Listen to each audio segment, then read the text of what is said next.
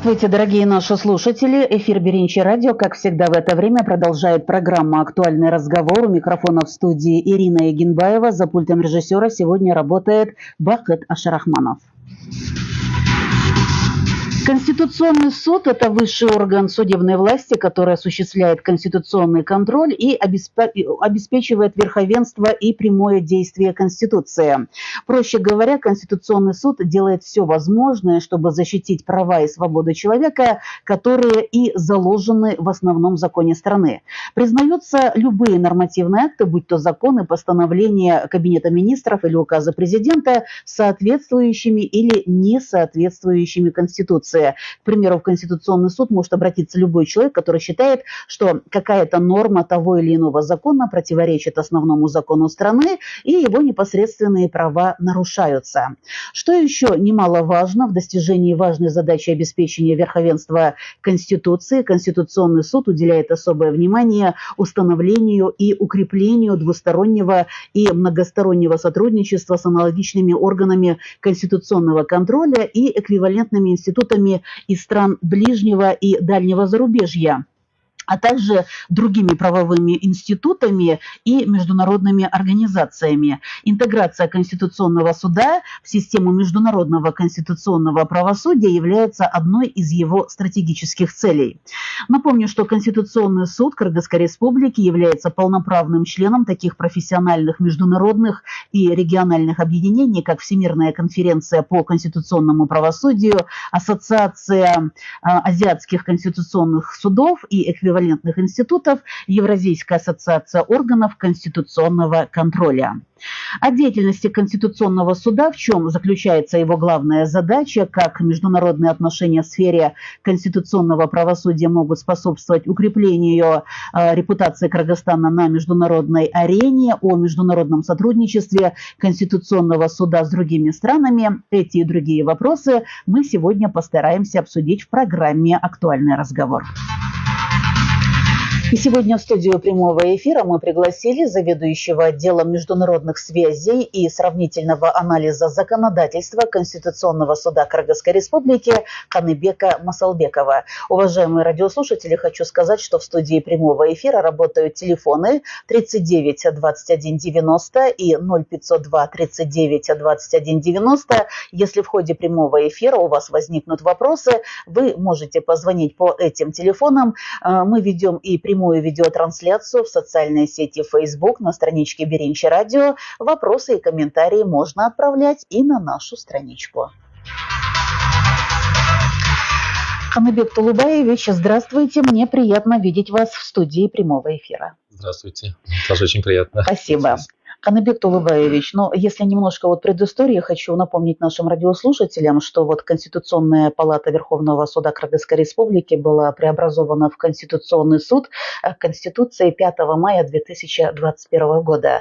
И такие встречи, я думаю, важны. Почему? Потому что на день сегодняшний многие радиослушатели интересуются или, может быть, не до конца понимают, по каким вопросам можно обратиться в Конституционный суд.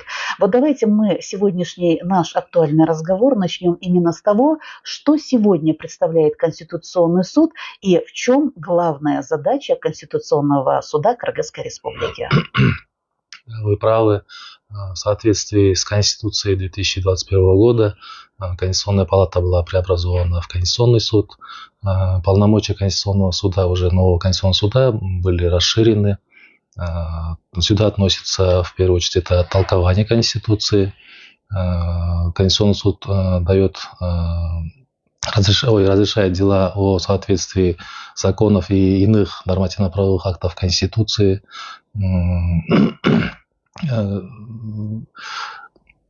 разрешает споры о компетенции между ветвями государственной власти, дает заключение о конституционности не вступивших в силу международных договоров, участницей которых является Кыргызская Республика. Также дает заключение к проекту закона об изменениях в Конституцию и дает заключение о соблюдении установленного порядка выдвижения обвинения против президента. То есть из предыдущих полномочий Конституционной палаты были добавлены еще полномочия по толкованию Конституции, вот, по выдвижению обвинений против президента и о спорах о компетенции между ветвями государственной власти. То есть, иначе говоря, Конституционный суд делает все возможное для того, чтобы защитить все права и свободы, которые, соответственно, и заложены в основном законе страны. Да, как вы до этого отметили, и в Конституции, в статье 97 отмечено, что Конституционный суд является высшим органом высшим органом судебной власти, осуществляющим конституционное судопроизводство в целях защиты основных прав и свобод человека и гражданина, обеспечения верховенства и прямого действия Конституции.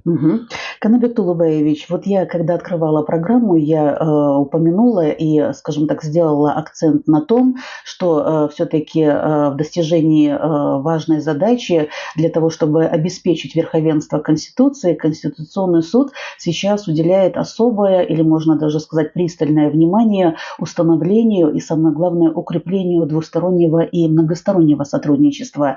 Вот если говорить сейчас о международном сотрудничестве, понятно, что это один из важных аспектов. Насколько сегодня можно говорить о таком направлении, как международное сотрудничество? Ну, если сделать небольшой экскурс в историю, то начиная вот с 2013 года, когда вновь был образован орган конституционного контроля, это Конституционная палата,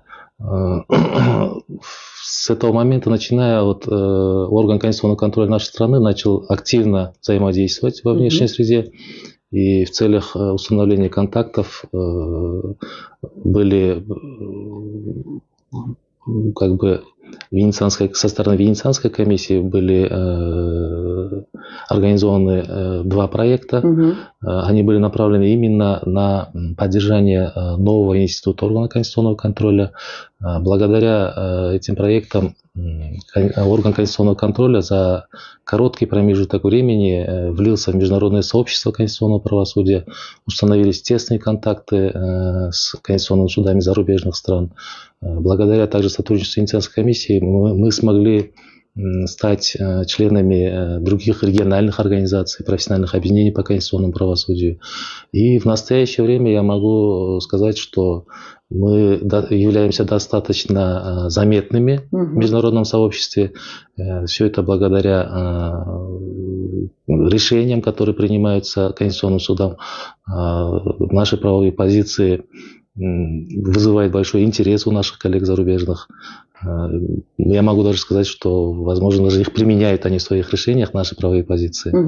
То есть, иначе говоря, международное сотрудничество позволяет в любом случае получить какой-то дополнительный опыт в более эффективном, скажем так, отправлении конституционного правосудия Кыргызской Республики. Конечно же, наше сотрудничество основывается не только на основе двусторонних формата, но и на основе многостороннего сотрудничества. Наше сотрудничество основывается обеспечивается путем участия в различных научных международных конференциях, семинарах, летних школах конституционализма. И в ходе участия на этих мероприятиях у наших судей и сотрудников аппарата появляется уникальный шанс обмена опытом, именно передовым опытом и лучшей практикой, которые можно будет использовать в нашей деятельности. Вот если говорить о Венецианской комиссии, а это Европейская комиссия за демократию через право Совета Европы, насколько, скажем так, здесь идет международное сотрудничество, и насколько это международное сотрудничество с этой организацией, оно сейчас, скажем так, способствует расширению связей с другими правовыми институтами за укрепление демократии, может быть, охраны прав человека, основных свобод, продвижения ценностей, принципов конституционного правосудия. Вот здесь можно более подробно информацию дать? Да, конечно, с удовольствием. Насколько сегодня рекомендации и даже, можно сказать, консультативная экспертная помощь со стороны Венецианской комиссии нашли практическое применение здесь, в Кыргызстане? Да, Кыргызстан стал членом Венецианской комиссии с 2004 года. Мы, начиная вот с 2013 года, мы активно очень сотрудничаем с Венецианской комиссией. Они являются нашими главными, основными партнерами, можно так сказать. Как вы сказали, Венецианская комиссия является очень авторитетной экспертной организацией международного уровня. Ее заключения и рекомендации применяются национальными властями многих стран при разработке каких-либо правовых реформ. Для поддержания тесных связей с Венецианской комиссией у нас определен офицер связи, им являюсь я. То есть это офицеры связи имеются от каждой страны для представления Венецианской комиссии.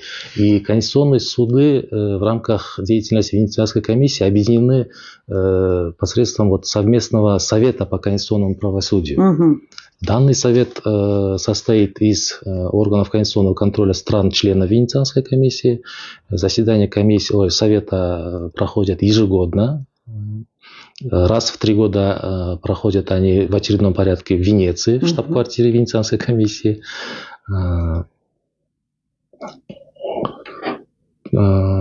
Что вам еще интересного сказать?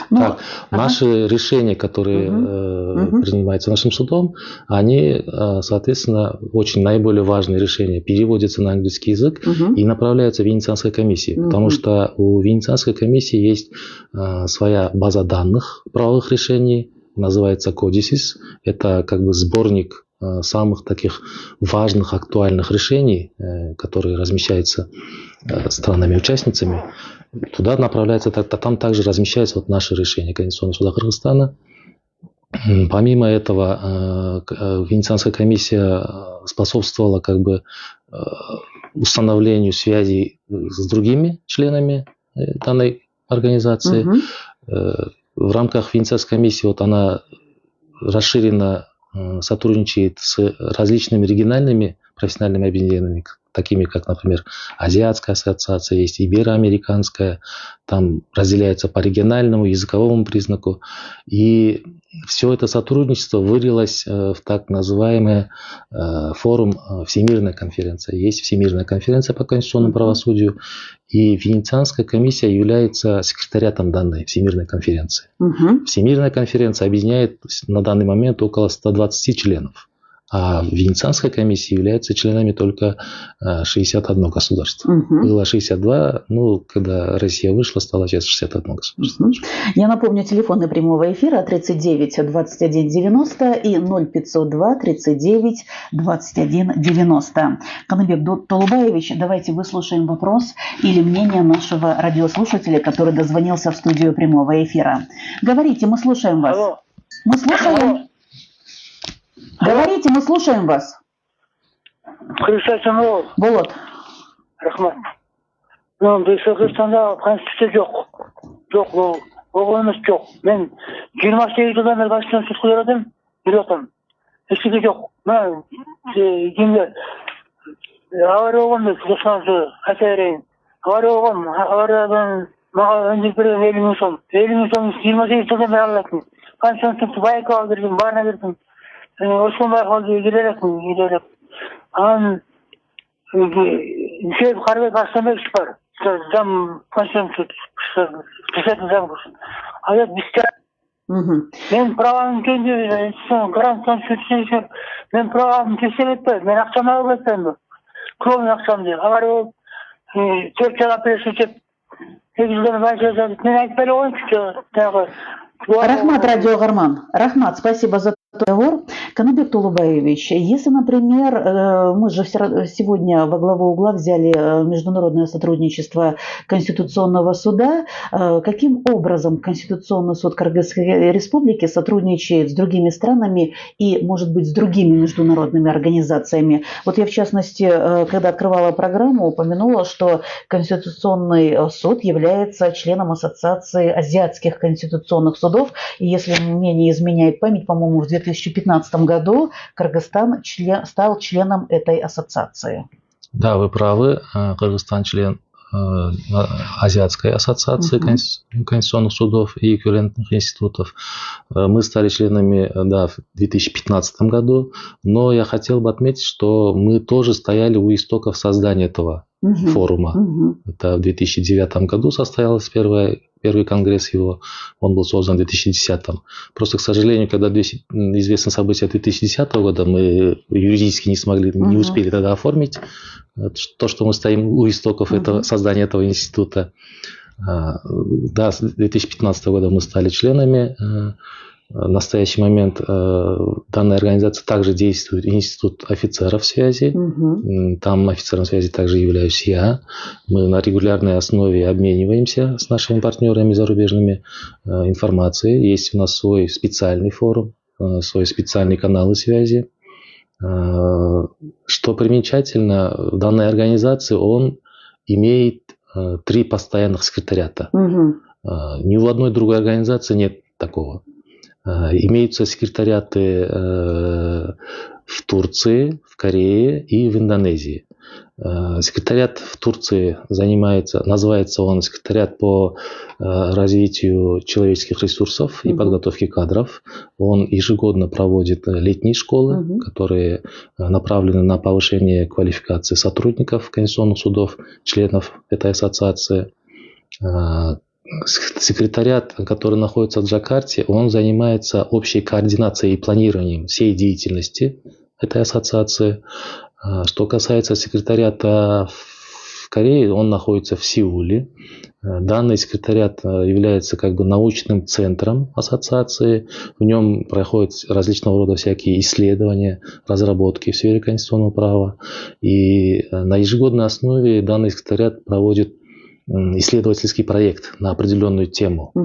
То есть направляет всем странам-членам так называемый факт-файл, то есть своего рода вопросник. Формируются ответы, которые потом,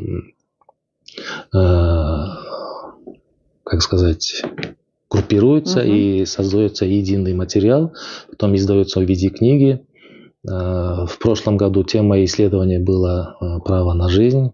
В нынешнем году я точно не помню, поэтому пока не буду озвучивать тему. Вот. И после проведения всех этих сборов, всех этих анкет, они проводят на ежегодной основе также свой международный симпозиум по исследовательской теме. Как-то вкратце про секретариат, если рассказать, то да, в этом плане. Кроме этого, в ассоциации сейчас в настоящее время членами является около 20 стран азиатских. Что бы еще вам интересного сказать? То есть, получается, как я понимаю, вот если говорить об Ассоциации азиатских конституционных судов, это своего рода, наверное, я уж не знаю, региональная такая организация органов конституционной юстиции вот именно азиатских государств. Вы же сказали, что входит или около, или чуть более 20 государств, да? Именно азиатских стран. Вот с момента своего создания, но начиная с 2015 года, она очень динамично набирает обороты в своем развитии. Ежегодно проводится по линии этих постоянных секретариатов различные мероприятия, но и сами члены этой организации тоже в рамках этой ассоциации проводят различные международные мероприятия, которые способствуют обмену опытом по актуальным вопросам конституционного права и правосудия. Председательство переходит каждые 3 года в другой стране. До этого председателями были Конституционный суд Казахстана. Они передали председательство Монголии. В нынешнем году председательство переходит Таиланду. Таиланд будет председательствовать в течение последующих 3 лет. О международном сотрудничестве Конституционного суда мы обязательно поговорим. Это сделаем уже во второй части нашей программы. Сейчас у нас на волне Беринчи радио новости. Новости послушаем, после чего продолжим.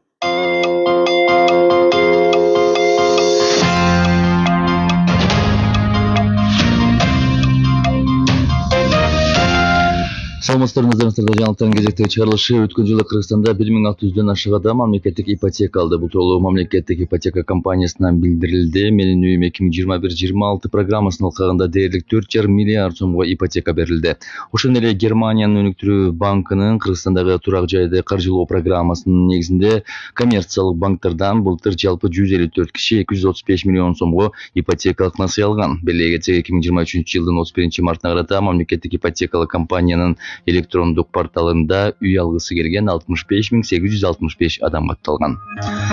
Керектөөчүлөр үчүн электр энергиясына тарифтерди өзгөртүүдөн күтүлүп жаткан кошумча киреше 2,5 миллиард сомдон ашык болот. Бул тууралуу энергетика министри Таалайбек Ибраев Жогорку Кеңештин комитет жыйынында билдирди. Анын айтымына караганда, Кыргызстанда 1 майдан тартып өлкөнүн калкы үчүн электр энергиясынын баасы 23 тыйынга жогорулап 1 сомду түзөт. Электр энергиясын 700 киловатт-сааттан жогору пайдалангандар үчүн тариф мурдагы деңгээлде сакталат.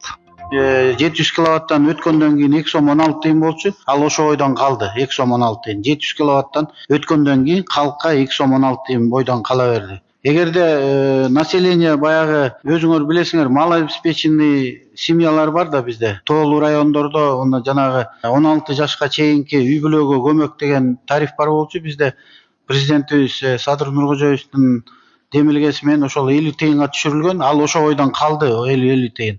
Анан эмеден 700 киловаттан ашкандан кийин ал 2 сом 16 тыйындан төлөйт. Ал эми население баягы тарифти мындайча айтканда безлимитный деген тариф бар болчу. Кааласа энергоснабжающий организация менен келип өзүнчө келишим түзүп алып, анан лимити жок, ограничениясы колдоном дегендер мурда 5 сом 04 тыйын болчу, азыр 3 сом 27 тыйынга түшүрдүк. Министр ошондой эле ал тарифти жогорулатууга байланыштуу көрүлүп жаткан чаралар өлкөнүн энергетикалык коопсуздугун камсыз кылууга жана керектөөнүн көлөмү динамикалуу өсүп жаткан шарттардан калкты электр энергиясы менен үзгүлтүксүз жабдуу үчүн зарыл болуп жаткандыгын маалымдады. Талкуу маалында комитет мүчөлөрү тарифти көтөрүүнүн натыйжасында түшкөн каражаттар абоненттерди электр энергиясы менен үзгүлтүксүз камсыздоо максатында эскирген жабдууларды модернизациялоого багытталышы керектигин белгиледи. Кыргызстандагы коммерциялык банктар экономиканын финансы секторунун пайдасынын дээрлик 2 эсеге көбөйүшүн камсыз кылды. Бул тууралуу Улуттук статистика комитети кабарлады. Маалыматка ылайык, жалпы экономиканын финансы секторунун активдеринин кирешелүүлүгү 4,7% өлчөмүндө аныкталды. Мындан алардын эң жогорку деңгээли күрөөнкана жана микрокредиттик уюмдар арасында байкалды.